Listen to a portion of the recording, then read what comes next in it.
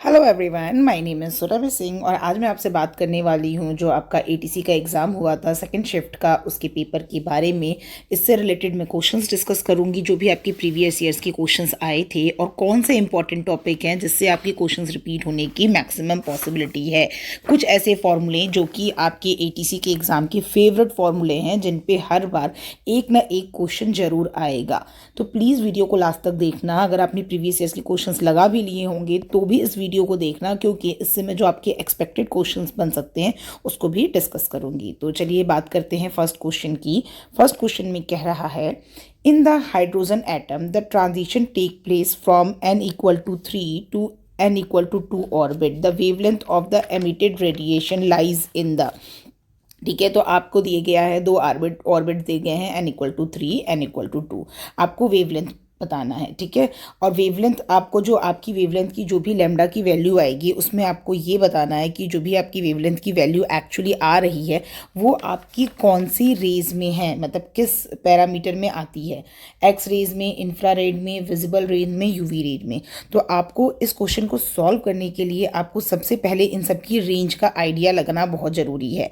ये क्वेश्चन यहाँ पर इस तरीके से पूछा गया है, यहाँ पर वो आपका बेसिकली बेसिक कॉन्सेप्ट चेक करना चाह रहा है कि जो भी आपकी ये फॉर्मूले हैं, मतलब एक्स रेज, इंफ्रारेड, जो भी आपकी रेज हैं, इनकी रेंज आपको याद है कि नहीं याद है। तो इसका रेंज याद रखने के लिए आपको इस क्वेश्चन को प्रॉपर पहले सॉल्व करना पड़ेगा। तो अगर हम देखते हैं यहाँ पर हम लेमडा की वैल्यू निकालते हैं तो आपको फॉर्मूला पता है 1/λ = RH 1/n1² माइनस n2² हो जाएगा। ठीक है, अब इसमें अगर आपको RH की वैल्यू याद रखनी बहुत ज़्यादा ज़रूरी है। इस क्वेश्चन को सॉल्व करने के लिए आपको RH की वैल्यू याद रखनी बहुत ज़रूरी है। अगर RH की वैल्यू आपको नहीं याद होगी तो ये क्वेश्चन फिर आप सॉल्व नहीं कर पाएंगे। तो अगर हम यहाँ पे RH की वैल्यू की बात करते हैं 1.097 × 10⁻7 और यहाँ पर बाकियों की वैल्यू रखेंगे स्क्वायर की, तो क्या हो जाएगा 1/4 माइनस 1/9। इसको अगर आप सॉल्व करोगे, ठीक है, मेरे पास टाइम कम है इसलिए मैं डायरेक्ट फॉर्मूले के इस पर बता दे रही हूँ। इसको 1/λ को सॉल्व करोगे तो आपकी वैल्यू आएगी 0.1524 × 10⁻7। क्वेश्चन यहाँ पे ख़त्म नहीं होता है, आपको निकालना है लैम्डा। तो जब आपका इसका इन्वर्सली प्रोपोर्शनल करोगे तो आपकी वैल्यू हो जाएगी 6.56 × 10⁻⁻7, जिसको आप अप्रॉक्सीमेटली लिख सकते हो 656 नैनोमीटर। क्वेश्चन अब यहाँ से शुरू होता है कि जो आपका 656 नैनोमीटर है ये आपका किस रेंज में आता है। तो इसके लिए आपको रेंज याद करनी जरूरी है। ये आपकी विजिबल रेंज है। विजिबल रेंज है आपकी 380 नैनोमीटर टू 700 नैनोमीटर। ठीक है, ये आपकी रेंज होती है। इसके अलावा इंफ्रारेड और यूवी रेज भी आपको रेंज पता होंगी। अगर आपको नहीं पता है तो मैंने फिजिक्स का CGPDTM का प्लेलिस्ट बनाया हुआ था, आप वहाँ से चेक कर सकते हैं। बिल्कुल ये आपका 6th 7th 8th का क्वेश्चन है। फॉर्मूला ये जरूर लगा है आपका, लेकिन जो ये कॉन्सेप्ट है ये इंपॉर्टेंट है। तो एग्जाम में जाने से पहले आपको सारी रेंज पता होनी चाहिए, इंफ्रारेड, विजिबल रेंज और यूवी रेंज क्या है। ठीक है, नेक्स्ट क्वेश्चन की ओर बढ़ते हैं। बहुत इजी क्वेश्चन। देखो, पहला क्वेश्चन था जिसमें आपका फॉर्मूला थोड़ा ज़्यादा था, सॉल्व करने में ज़्यादा मेहनत लगी। देखो, ऐसे क्वेश्चंस जब आएंगे तो इन क्वेश्चन को आपको क्या करना है कि स्टार मार्क बना के छोड़ देना है कि इसमें कैलकुलेशन ज़्यादा है, इस क्वेश्चन को मैं बाद में करूँगा। कौन से क्वेश्चन आपको पहले हिट करने हैं, जैसे ये क्वेश्चन हो गया, the average value of alternating current during a full cycle. ठीक है, तो अगर आपसे एवरेज करंट पूछ रहा है तो ये क्वेश्चन एकदम NCERT के फेवरेट क्वेश्चन में आता है। The average value of alternating current during a full cycle is, तो इसका आंसर हो जाएगा 0, क्योंकि एवरेज बात कर रहे हैं इसमें फर्स्ट, और ये भी कह रहा है alternating current during a full cycle. ये होती है आपकी हाफ साइकिल, और अगर आप इसका पूरा सर्कल लोगे इधर तो ये हो जाएगी फुल साइकिल। तो जब हम एवरेज निकालेंगे तो ये प्लस और ये माइनस, तो इसका जब एवरेज निकालेंगे तो वो आपकी वैल्यू आ जाएगी 0। ठीक है, तो कुछ सोचना ही नहीं है, यहाँ पर आप 0 टिक कर दोगे। यहाँ पर ऐसे क्वेश्चन को आपको बहुत जल्दी सॉल्व करना है। नेक्स्ट क्वेश्चन देखते हैं। Parallel plate capacitor has a capacitance of C. If the distance between the plate is reduced by a half, and the space between the plate is filled with the medium having a dielectric constant 6 the new capacitance। बिल्कुल जो आपने कभी IIT की preparation की होगी बिल्कुल वही उसी से रिलेटेड फॉर्मूला है। इसको आपको बिल्कुल ही मतलब ऐसे क्वेश्चंस आपके गिफ्टेड क्वेश्चंस रहेंगे, इसमें आपको बिल्कुल देखना है, सॉल्व करना है और आगे बढ़ जाना है। बेसिक फॉर्मूला आपको बस पता होना चाहिए, तुरंत ये क्वेश्चंस आपको बिल्कुल अच्छे मार्क्स दिला देगा। F silent not a by D, ठीक है। यहाँ पर ये कह रहा है कि ये जो क्वेश्चन है पैरेलल प्लेट कैपेसिटर का, इसमें कह रहा है कि जो हमने जो डिस्टेंस है उसकी क्या कर दी, हमने हाफ कर दिया, यानी जो नया कैपेसिटेंस है उसमें हमने डिस्टेंस को हाफ कर दिया, ठीक है। डिस्टेंस को हाफ करने के बाद हमने हमने बेसिकली डाइलेक्ट्रिक कांस्टेंट को ऐड किया है। तो डाइलेक्ट्रिक कांस्टेंट पहले हम एज्यूम कर रहे हैं के की वैल्यू 1 थी, और ये जो फॉर्मूला होता है ये हो जाता है epsilon not a by D के, ठीक है। तो इस के को आपको के की वैल्यू हमारी आ गई है 6। अब पूछ रहा है the plate is filled the medium having a dielectric 6 the new capacitance क्या होगा, ठीक है। तो अब हम जब न्यू कैपेसिटेंस निकालेंगे तो ये d/2 है, 2 की वैल्यू ऊपर चली जाएगी, तो जो c डैश आएगा वो हो जाएगा 12 epsilon not a by D. Epsilon not a by D को आप पुराने कैपेसिटेंस से कर दोगे तो c की वैल्यू हो जाएगी 12c, ठीक है। ऑप्शन मैच करोगे तो कोई ना कोई ऑप्शन तो आपका मैच कर ही जाएगा। देखो सेकेंड ऑप्शन मैच कर गया। इट्स जस्ट अ 30 सेकेंड का ये सवाल है, ठीक है। आप इसको 1 मिनट भी नहीं सॉल्व करोगे, देखोगे, टिक करोगे और आगे बढ़ जाओगे। The instrument that is based on the principal that when an electric current flows in a coil placed in a magnetic field a deflecting torque acts upon the coil is. तो इसमें अगर हम देखेंगे ये आपको पता होना चाहिए। देखो ये थ्योरेटिकल क्वेश्चन है, पता है तो मार्क करो, नहीं पता है तो आगे बढ़ो, गैस मत करना। Rheostat, current carrying conductor, moving coil, flywheel and moving coil, galvanometer. Answer हो जाएगा आपका 4th moving coil galvanometer. Next देखते हैं। Capacitor connected in the series behave like rheostat, resistor connected in parallel, galvanometer and आपका resistors connected in a series. आपको पता है कि जब रजिस्टर्स आपकी जो सीरीज में कनेक्टेड है तो बहुत इजी है, R1 प्लस R2 करते हो, ठीक है। ये आपका R1, ये आपका R2। लेकिन अगर आपके दो कैपेसिटर सीरीज में कनेक्टेड है, ठीक है, तो उसका जो आप फॉर्मूला लिखते हो वो क्या लिखते हो, 1/c equals to 1/C1 plus 1/C2। जो ये फॉर्मूला है जो कनेक्टेड कह रहा है capacitor connected in the series, ठीक है। ये अगर हम बात करें तो जब रजिस्टर्स जो हमारे आपके पैरेलल में होते हैं उसका जो फॉर्मूला बनता है 1/R/1/R1 प्लस R2, ये फॉर्मूला बनता है। तो यहाँ पर जो आंसर हो जाएगा resistor connected in a parallel. तो यहाँ पर जो आंसर है resistors connected in the parallel, क्योंकि जब ये पैरेलल में कनेक्टेड है और ये जो फॉर्मूला है, ठीक है, और ये जो फॉर्मूला है ये दोनों ऑलमोस्ट सेम है, तो answer will be the second one. Easy question, इस क्वेश्चन को आप छोड़ नहीं सकते हो। नेक्स्ट बात करते हैं। 100 watt light bulb is able to convert 10% of its power to a visible radiation. The average intensity of the visible radiation at a distance of 1 meter from the bulb is। तो यहाँ पर 100 what bulb का आपका value दे रखा है, आपको इसको solve करना है। यहाँ पर अगर हम पूछें तो क्वेश्चन क्या कह रहा है, आपको द एवरेज इंटेंसिटी निकालना है, ठीक है। तो आपके पास पावर दे रखा है 100 वॉट का और आपका 10% इसके विजिबल रेडिएशन में वो कर रखा है। तो इसको हम सॉल्व करते हैं। द एवरेज इंटेंसिटी, अगर हम एवरेज इंटेंसिटी निकालेंगे तो एवरेज इंटेंसिटी का फॉर्मूला जो होता है आपका, ये पहले हमें चेंज करना पड़ेगा। इसकी जो पावर है यानी जो 100 दिया हुआ है, ठीक है, इसको हमें चेंज करना पड़ेगा। अगर हम विजिबल रेडिएशन के लिए कर रहे हैं तो यहाँ पर हो जाएगा 100 × 10 डिवाइडेड बाई 100, यानी अप्रॉक्सीमेटली आ गया है आपका 10 वॉट, ठीक है। अब ये जो आपका आया है क्योंकि कह रहा है 100 watt light bulb is able to convert 10% of its power, ठीक है। तो हम 100 जो पावर है, 100 जो आपका वॉट है, इसका हम 10% निकाल लेंगे, आ गया आपका 100 वॉट। और आपको पता है इंटेंसिटी का फॉर्मूला होता है पावर अपॉन एरिया, ठीक है। आपका पावर हो गया 10, एरिया हो गया, एरिया आप इसको सॉल्व करोगे 4πr², आर की वैल्यू है 1। इसको आप जब 10/4π निकालोगे तो ये आएगा अप्रॉक्सीमेटली 0.796, जिसको आप टिक कर सकते हो 0.8 वॉट पर मीटर स्क्वायर। तो आंसर हो जाएगा आपका फर्स्ट ऑप्शन।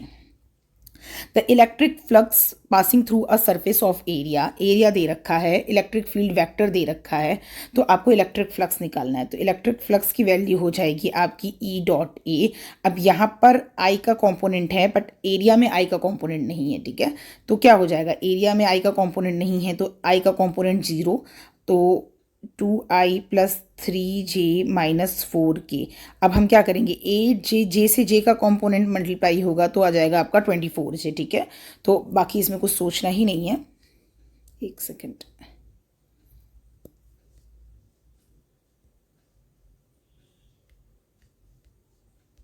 तो 24 जो आपका आंसर है वो आपका fourth option will be the your answer. Next question देखते हैं। The resistivity of a current carrying conductor conducting wire is P if the wire is double in the length and its area of the cross section is reduced by half the new resistivity. देखो आपको पता है R equal to rho into L by A, ये आपका formula होता है आपका resistance का, लेकिन जो ये रो होती है वो रेजिस्टिविटी होती है। बट अगर हम रेजिस्टिविटी की बात करते हैं तो रेजिस्टिविटी जो होती है ना वो आपके एरिया पर डिपेंड करती है ना लेंथ पे डिपेंड करती है। तो ये चीज़ याद रख लेना जब आपने 12th में प्रिपरेशन की होगी तो ये क्वेश्चन आपने देखे होंगे। तो यहाँ पर आपको डायरेक्ट टिक करना है same as the old value, ठीक है, same as the old value. यहाँ पर जो आंसर हो जाएगा थर्ड, क्योंकि जो रेजिस्टिविटी होती है वो आपकी ना करंट पर डिपेंड करती है ना ही आपके एरिया पे। जो रजिस्टर होता है वो आपका डिपेंड करता है ना कि resistivity. Next question is the consider a circuit with the resistor, inductor, capacitor connected in the series. The phase difference between the current and the alternating voltage. तो यहाँ पर अगर हमें डिफरेंस निकालना ही, ये क्वेश्चन थोड़ा अच्छा है, ध्यान से देखो।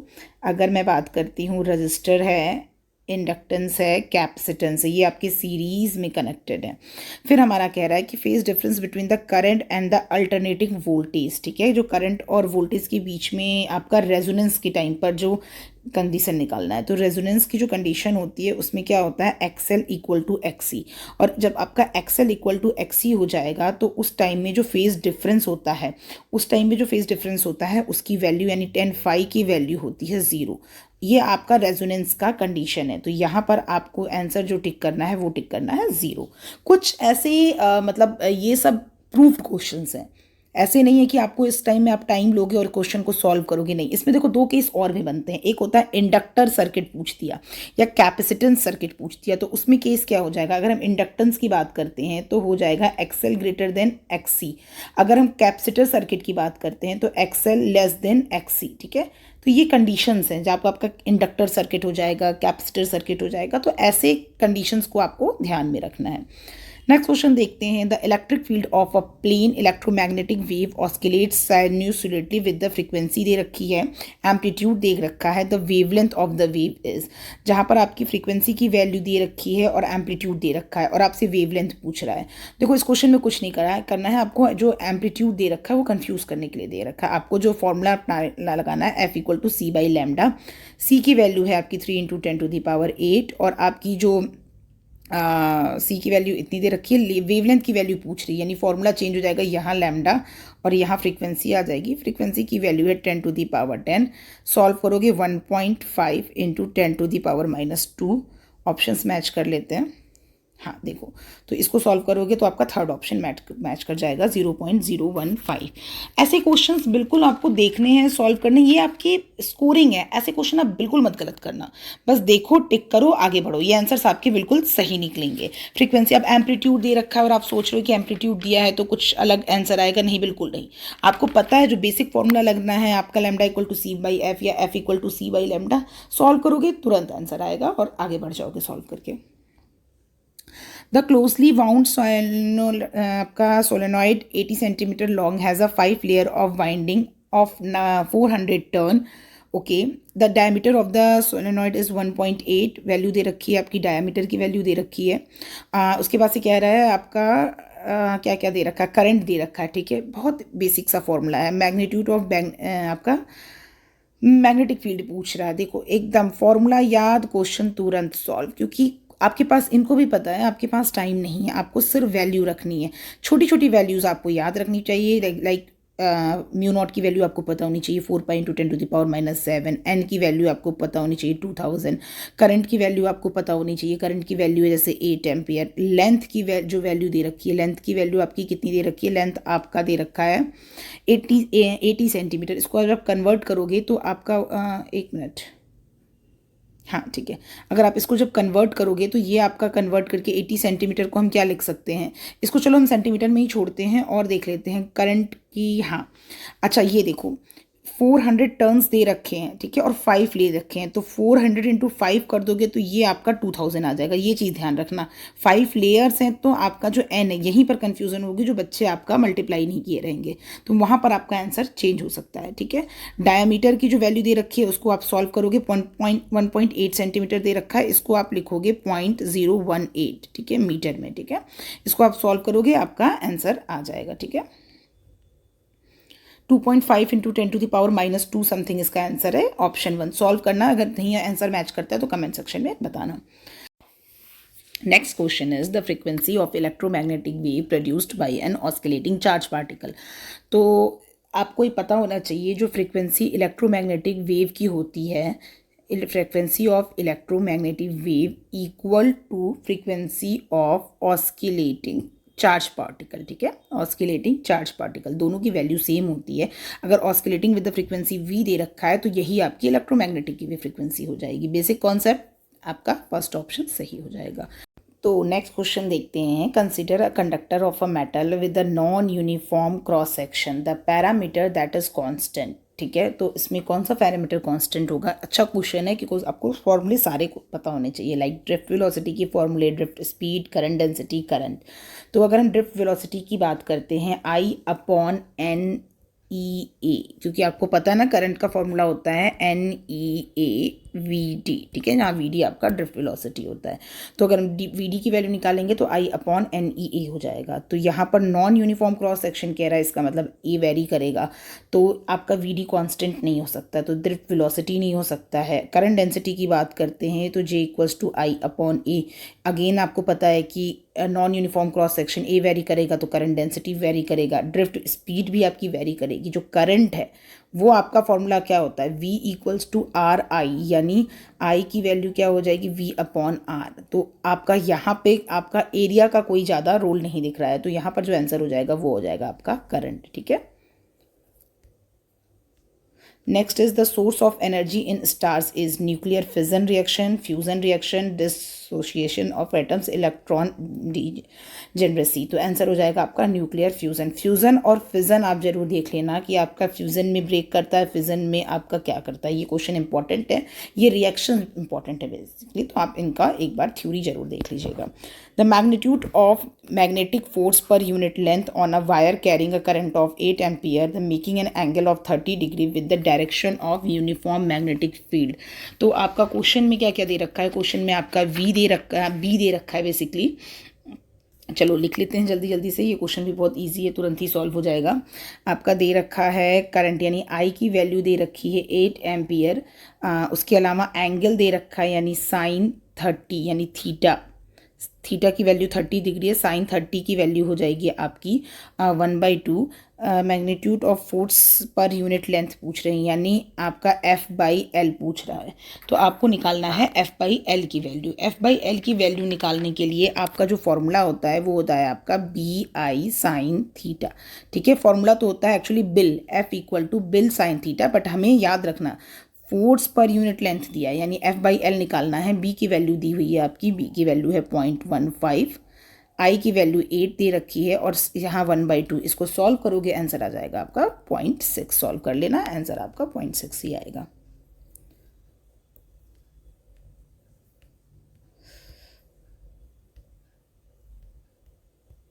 ठीक है, यानी थर्ड ऑप्शन आपका सही हो जाएगा, answer 0.6।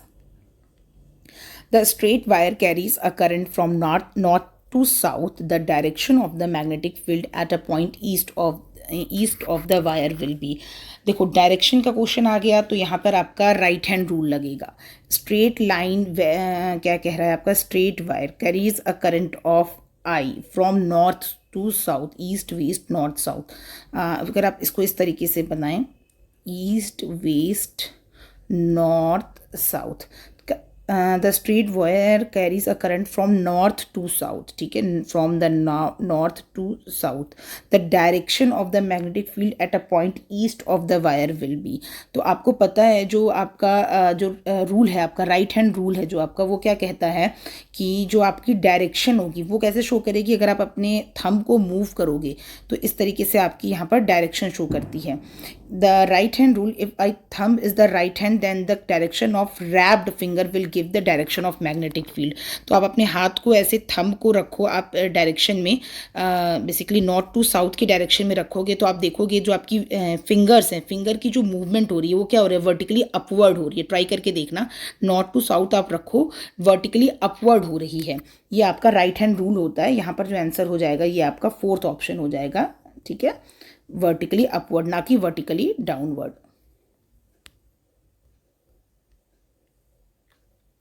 The 100 ohm resistor connected to a 220 volt 50 hertz AC supply, the net power consumed over a full cycle।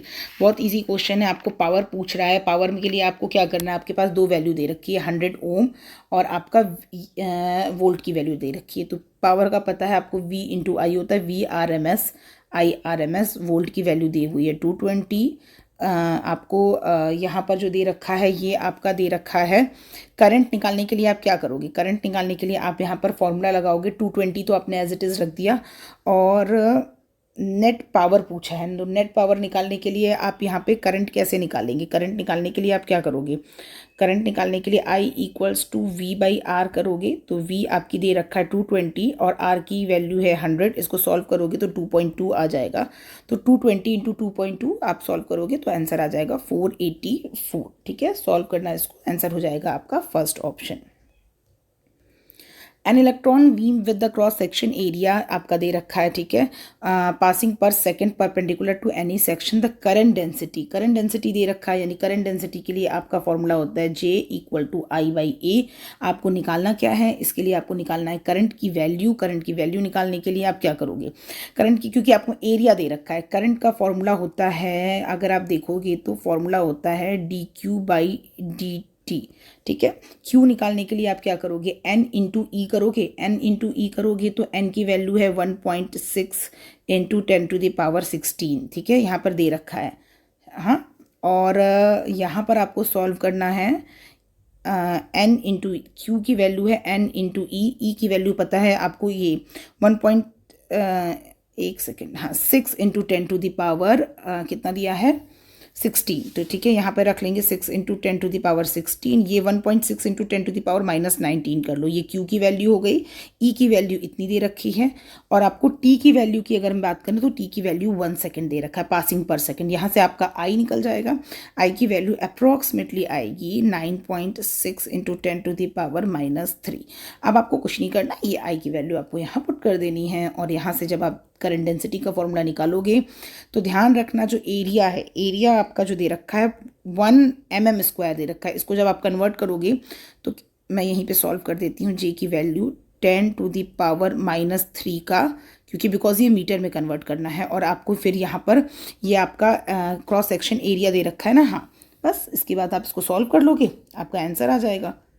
यहाँ पर जो आपका आंसर होगा, सॉल्व कर लेना, आंसर हो जाएगा आपका 9.6 इंटू 10⁻3, ठीक है। The radius of the innermost orbit of the hydrogen atom is 5.3 into 10⁻11। आपका रेडियस आपका n इक्वल टू 2 ऑर्बिट के लिए पूछ रहा है।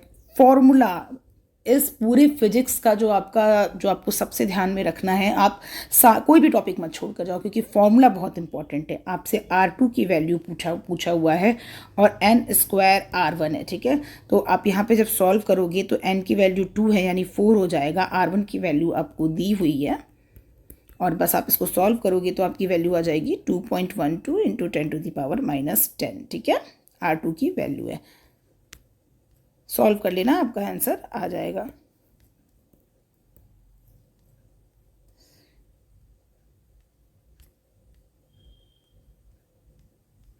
ठीक है, ऑप्शन मैच कर रहा है first option. Isotopes have the same number of deuteron, nucleons, protons, neutrons. जब हम आइसोटोप्स की बात करते हैं तो आपके नंबर ऑफ प्रोटॉन सेम होते हैं। आइसोबार्स की बात करते हैं तो आपके एटॉमिक मास सेम होते हैं। आइसोटोन्स की बात करते हैं तो न्यूट्रॉन सेम होते हैं। तो ऐसा है कि अगर इसी साल में पूछा गया है आइसोटोप्स के बारे में तो आप उम्मीद कर सकते हो कि जो इस बार एग्जाम होगा उसमें पूछा जाएगा आइसोटोन्स के बारे में या आइसोबार्स के बारे में। तो दोनों ही चीज़ें आपको पता होनी चाहिए। Electric conduction in a semiconductor take place due to. Semiconductor जो टॉपिक है ना बहुत इंपॉर्टेंट है। 7 to 8 क्वेश्चंस पक्का है आने आपके।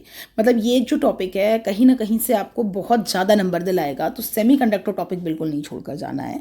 Electric conduction in a semiconductor take place due to only holes, only electron, neither hole nor electron, both hole electron and hole. Semiconductor मैंने आपको बताया था कि पी टाइप और एन टाइप होते हैं, जहाँ पर पी टाइप जो होता है ये आपका ट्राई वैलेंट होता है, ठीक है। ट्राई वैलेंट का मतलब है नंबर ऑफ इम्प्योरिटी जो होगी वो आपकी एल्युमिनियम जो ऐड होगी। एन टाइप के लिए बात करते हैं तो फॉस्फोरस जो है इम्प्योरिटी वो ऐड होगी। इसके जो आउटर मोस्ट शेल है उसमें इलेक्ट्रॉन 5 होगा, तो इसकी वजह से होल जनरेट होते हैं, इसकी वजह से इलेक्ट्रॉन जनरेट होता है। तो जो सेमीकंडक्टर होते हैं इसमें जो करंट फ्लो करती है, जो आपका कंडक्शन होता है बोथ इलेक्ट्रॉन एंड होल्स, ठीक है, दोनों की वजह से होता है। An unbiased p-n junction has the holes diffusing from p region to the n region because फिर electron in the n region attracts them, hole moves across the junction following the potential difference, hole concentration in p region is more compared to n region, ठीक है, और holes in the p region is repel them। तो answer हो जाएगा आपका third option, whole concentration जो P region में है वो ज़्यादा होगा, इस वजह से जो आपका डिफ्यूज़ करेंगी जो आपके पी रीजन से है वो आपका एन रीजन में डिफ्यूज़ करेंगे। Third option will be the right one. The ratio of the volume of an atom to the volume of the nuclei is. आपको पूछ क्या रहा है, आपको एटम का फॉर्मूला पता होना चाहिए और आपको न्यूक्लियाई का फॉर्मूला पता होना चाहिए, इसके से आप क्वेश्चन सॉल्व कर पाओगे। तो जो आपका एटम होता है, ठीक है, वो उसमें जो रेडियस होता है वो आपका अप्रॉक्सीमेटली होता है 10⁻⁻10, ठीक है, मीटर। और जो आपका न्यूक्लियस होता है, ठीक है, उसमें जो आपका फॉर्मूला एक तरीके से देखेंगे वो होता है 10⁻⁻15 अगर रेडियस की बात करते हैं। अब हमें कह रहा है कि निकालना है, एक second, R atom upon R nucleus, ठीक है, और इन दोनों का क्यूब, क्योंकि हम वॉल्यूम की बात कर रहे हैं तो हम इसको सॉल्व करेंगे तो 10⁻⁻10 अपॉन 10⁻⁻15 और इसका क्यूब ये 15 है, हाँ ठीक है। इसको आप सॉल्व करोगे तो 10⁵ का क्यूब अपॉन 10, तो फिर ये हो जाएगा आपका 10⁻15, ठीक है। ऑप्शन है, बिल्कुल है, ऑप्शन 3 इज द आंसर, ठीक है। तो आपको देखना है कि आपको याद होना चाहिए कि जो आपका एटम है और न्यूक्लियाई है उसकी रेडियस किस किस रेंज में आती है। When the length of a microscope tube is increased its magnifying power, तो अगर माइक्रोस्कोप की बात करते हैं तो फॉर्मूला आपको पता होना चाहिए, 0 इंक्रीजेस कांस्टेंट डिक्रीजेस, ठीक है, ठीक है। एम की वैल्यू होगी, फॉर्मूला है -L upon F0 into D upon FE, ठीक है। अब यहाँ पर जो आपका L है वो लेंथ है, D है आपका लीस्ट डिस्टेंस फ्रॉम द आपका क्लियर विजन, F और नॉट है जो आपका focal length of the object है, और आपका जो ये FE है वो आपका focus length of the eye piece है। तो अगर आप लेंथ को इंक्रीज करोगे तो जो आपका जो आपका मैग्नीफाइंग पावर है वो आपका इंक्रीज करेगा। अगर वही फोकल लेंथ का जो आप ऑब्जेक्ट का डिक्रीज करोगे तो वो भी आपका इंक्रीज करेगा। क्वेश्चन में दिया है कि माइक्रोस्कोप ट्यूब को इंक्रीज कर रहे हैं, लेंथ को यानी L इंक्रीज कर रहे हैं, तो आपका मैग्नीफाइंग जो पावर है वो भी आपका इंक्रीज करेगा। Second option will be the right one. When the length of the microscope tube is increase, जब लेंथ इंक्रीज करेंगे इट्स मैग्नीफाइंग पावर ये आपका इंक्रीज करेगा, ठीक है, ध्यान रखना। अगर लेंथ इंक्रीज करेंगे तो आपका जो लेंथ इंक्रीज करेंगे तो फोकस लेंथ इंक्रीज करेगा और फिर मैग्नीफाइंग पावर जो है वो आपका डिक्रीज करेगा।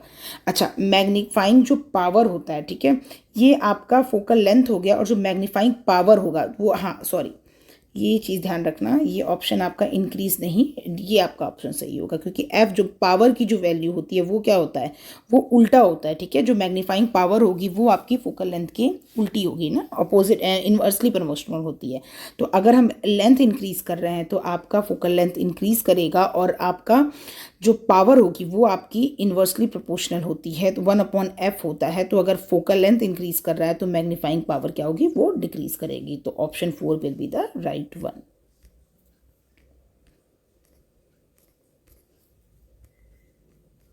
कभी कभी ये हमारा थोड़ा सा हैंग कर जाता है, बट इट्स ओके, अभी काम करने लगेगा। हाँ, consider gamma rays, X rays, UV rays travelling in a vacuum, all of these are travelling with the same speed but different length, same speed but same frequency, same wavelength but different speed, same frequency but a different speed. तो answer हो जाएगा आपका same speed but a different wavelength.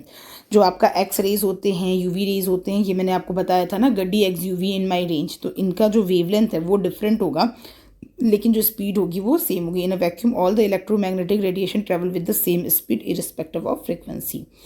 The half-life of a radioactive substance is 10 years and its initial mass was 1 gram, the remaining amount after 20 years. तो यहाँ पर remaining amount जो आपको निकालना है ये आप कैसे निकालोगे, आपको यहाँ पर पता होना चाहिए कि कह रहा है the half life of the radioactive substance is a 10 year, half life 10 year है, मतलब 10 year में जो आपका इनिशियल मास 1 ग्राम था, तो 10 ईयर में ये क्या हो जाएगा, 0.5 ग्राम हो जाएगा।